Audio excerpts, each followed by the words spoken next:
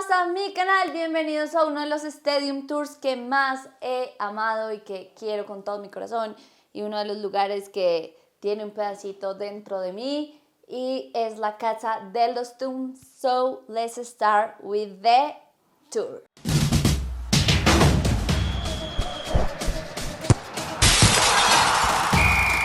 St. James Park is located in Newcastle, England. It's the home of Newcastle United. The capacity is for about 52,305 fans. Now a gleaming glass, steel and concrete icon of the Tyneside skyline, St. James Park is actually one of the oldest association football grounds in the country. The name, historically, a hospital and chapel named St. James stood near to where the Hacknock Museum building now stands in Newcastle. In 1542, the Master of St. Mary's and St. James granted a list of land and plots they extended to castle leases.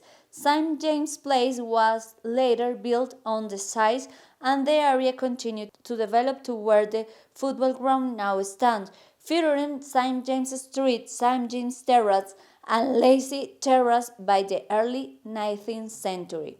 Fast forward to that first match on the site in 1880, and it's easy to see why the grounds immediately become known as St. James Park. At either end of the ground now are the Leases End and Galloway End, one named after the neighbor Lace Park and Lacy Terrace, and the other after the city's infamous gallows laws used in 1844. The first kick. Their home's connection with the beautiful game precedes the birth of the club, with the first organized practice match on the site recorded as taking place in 1880, a full 12 years before the official formation of Newcastle United. That game involved Newcastle Rangers, who moved north of the River Tyne after forming in 1878, and in addition playing on the Dure Field in Gatehage. Newcastle Rangers moved again to Byker in 1882, returning in 1884 before folding. West End Football Club stepped in, taking up to Tennessee 2 years later in 1886. Major development. Y no se puede construir en las otras dos partes del estadio, que ahorita les muestro dónde, porque son como patrimonio nacional las casas que están alrededor y la estación de tren. Y el pasto lo cambia en cada temporada. Y el pasto que siembra se demora en crecer 11 días, o sea, súper rápido.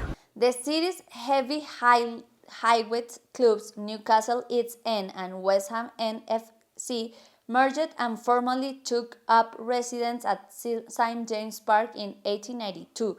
Finally becoming Newcastle United, and it was under the United Banners in 1899 that the ground's first major development work took place.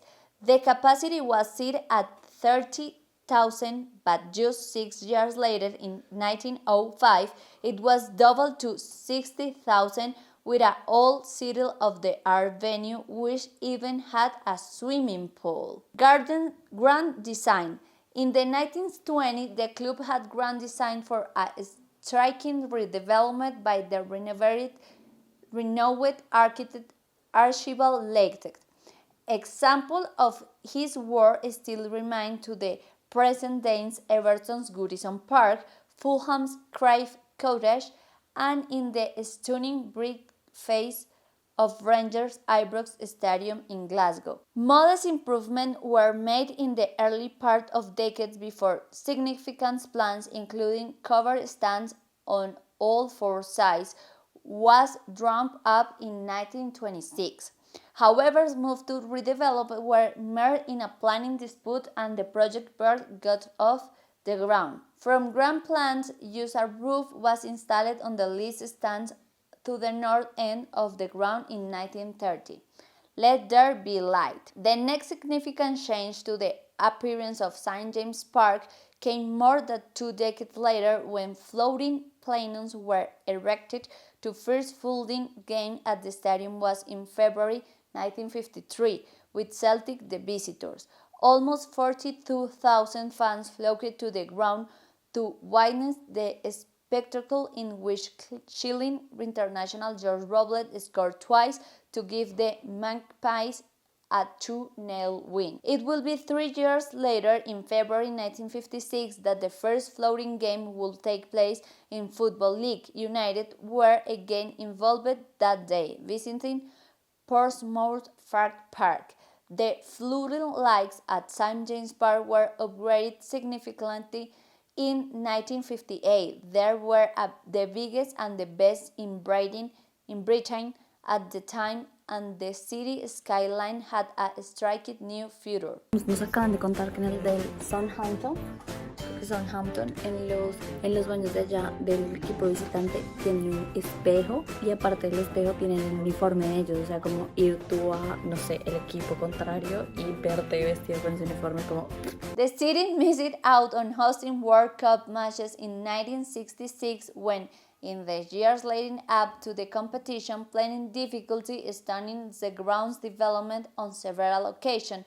Instead, World Cup fixture went to Middlesbrough's Irons Park, rising in the east. United considered moving, but in 1971 they had a breaking growth. More than 50 years since the stadium's last major redevelopment intervention by the Minister for Sports Dennis Howell, a former FA referee, saw plans for new stand pitched, costing £1 million over the years, depending on finances. Construction on Phase 1, a new east stand to replace the popular sized terrace, began in 1972. 5 years later, the league's end was demolished, only for the relegation at the end of 1977-1978 season to succor plans rebuilt. Main stand goes west, while the last end went uncovered, matching to upside Gallow West End.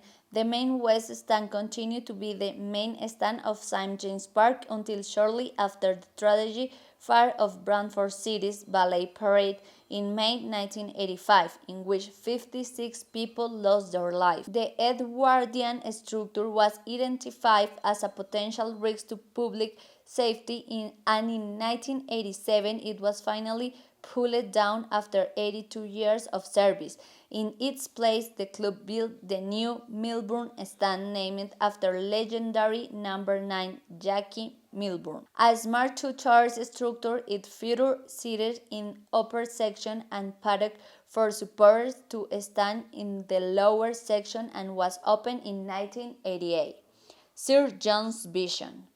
The most seismic change to the appearance of St. James Park was yet to come.